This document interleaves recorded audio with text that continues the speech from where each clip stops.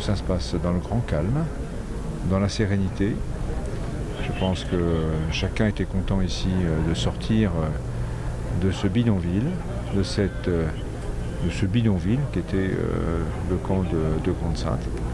Et nous y mettons un terme ce matin et c'est une bonne nouvelle pour notre état de droit et pour les droits de l'homme. Je pense que ce camp était tout sauf à l'image de la France. On était sans doute beaucoup plus proche d'une banlieue du Kurdistan irakien que de l'idée qu'on a des territoires français.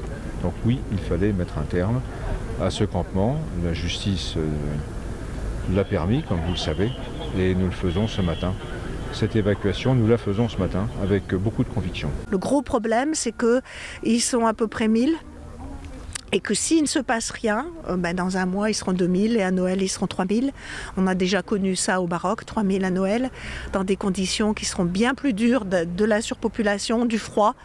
Donc c'est pas à souhaiter. Nous, on ne souhaite pas. Hein. On ne souhaitait pas la continuation de cette situation. On sait que c'est de plus en plus, les gens sont entassés, donc la tension monte, il peut y avoir des bagarres. Il y a déjà eu des embryons de bagarres et ça pourrait être bien pire.